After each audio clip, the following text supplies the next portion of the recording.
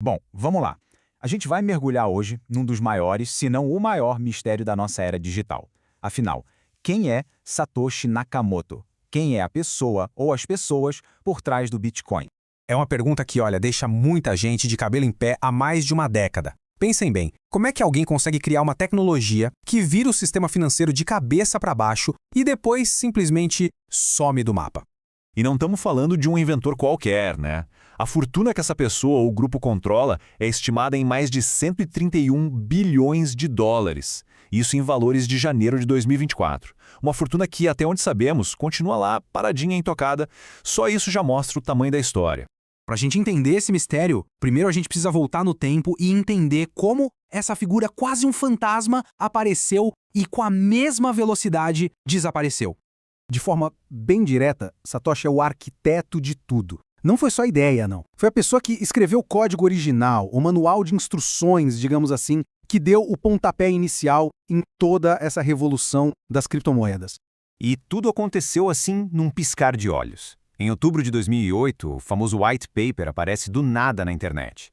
Em janeiro de 2009, a rede Bitcoin começa a funcionar.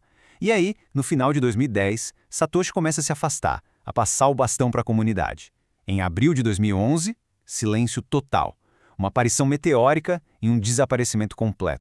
E olha, essa frase aí não é uma citação qualquer. Essa é a manchete de um jornal que foi gravada para sempre no primeiro bloco de Bitcoin da história, o bloco Gênesis. É quase uma declaração de missão. Satoshi estava claramente criando o Bitcoin como uma resposta direta à crise financeira de 2008 e aos resgates bilionários aos bancos. A ideia era um sistema financeiro que não dependesse de governos e bancos. Com o sumiço de Satoshi, começou uma verdadeira caça ao tesouro global. Especialistas do mundo todo começaram a juntar as migalhas digitais que essa figura enigmática deixou para trás. A primeira grande pista, gente, está na linguagem. Apesar do nome japonês, o inglês de Satoshi era perfeito, mas com um detalhe, era um inglês britânico. Palavras como color em vez de color, gírias como bloody hard, tudo isso aponta para alguém do Reino Unido ou de algum país da Commonwealth, e não do Japão.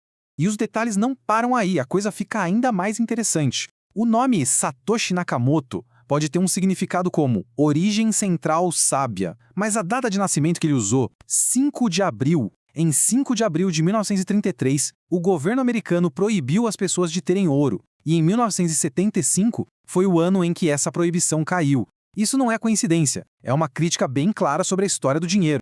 E os dados concretos só reforçam isso. Quando mapearam os horários em que Satoshi postava em fóruns, os analistas encontraram um padrão de sono. Um padrão de alguém que vivia nas Américas ou na Europa, mas com certeza não no Japão. A identidade japonesa era sem dúvida um disfarce. Bom, com todas essas pistas, a investigação chegou a uma pequena lista de suspeitos. Vamos dar uma olhada nos candidatos mais fortes ao título de Satoshi Nakamoto. O primeiro da lista é Hal Finney, uma verdadeira lenda no mundo da criptografia, um dos pioneiros do movimento cypherpunk e um detalhe importantíssimo, ele foi a primeira pessoa, além do próprio Satoshi, a receber uma transação de Bitcoin. As evidências que apontam para o Finney são bem fortes. Ele tinha todo o conhecimento técnico e estava lá, no lugar certo e na hora certa. E tem a coincidência mais maluca de todas. O vizinho dele se chamava Dorian Satoshi Nakamoto. Dá para acreditar? Mesmo assim, ele sempre negou ser o criador, e análises do jeito dele de escrever mostram que não bate 100% com o de Satoshi. Em seguida, Nick Szabo.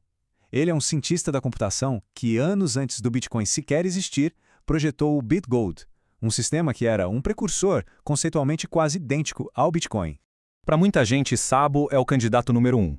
Não só porque o trabalho dele com o BitGold praticamente preparou o terreno para o Bitcoin, mas porque estudos de linguística forense dizem que o estilo de escrita dele é o que mais se aproxima do de Satoshi. Qual é o problema? Ele nega com todas as letras que tenha qualquer coisa a ver com isso. Ok, Finney e Szabo são candidatos respeitados, mas existe um outro caso que a gente precisa falar, a alegação mais barulhenta e controversa de todas. Craig Wright não só disse que era o Satoshi, ele foi para cima, processou desenvolvedores, membros da comunidade, qualquer um que duvidasse dele. Ele tentou forçar o mundo a aceitar sua história na base da canetada, usando o sistema judicial. E o resultado disso tudo? Em 2024, um tribunal no Reino Unido botou um ponto final na história. Depois de analisar todas as provas, o juiz foi claríssimo. As alegações de Wright eram uma fraude em larga escala, baseada em documentos falsificados. Fim de papo. Craig Wright não é Satoshi Nakamoto. E isso tudo nos leva de uma pergunta, o quem, para outra muito mais importante. O porquê. Por que o anonimato de Satoshi é tão crucial para tudo isso? O desaparecimento de Satoshi não foi um acaso. Foi talvez a característica mais genial do design do Bitcoin. Sem um líder, não tem ninguém para ser preso, para ser pressionado, para ser influenciado. A rede não pode ser controlada pela opinião de uma só pessoa. A confiança não está no fundador, está na matemática, no código aberto que qualquer um pode checar. O próprio Satoshi escreveu isso. Ele disse que o problema do sistema financeiro tradicional é que a gente precisa confiar em intermediários, em bancos, em governos. Ao ficar anônimo, ele se tirou da equação. Ele forçou o sistema a se garantir sozinho. No fim das contas, o anonimato foi o grande presente de Satoshi para sua criação. Garantiu que o Bitcoin não seria o projeto de uma pessoa, mas um recurso de todo mundo. Uma tecnologia que pertence à rede, aos usuários e cujo futuro é decidido abertamente pela comunidade até hoje. E é com essa reflexão que a gente termina. Talvez essa busca incansável pela identidade de Satoshi tire o foco do que realmente importa. Talvez o ato de desaparecer, de se apagar da própria história, tenha sido a verdadeira jogada de mestre. Uma jogada que não só garantiu que o Bitcoin sobrevivesse, mas que serve de lição para o futuro de qualquer tecnologia que queira ser de fato descentralizada. Fica aí o pensamento.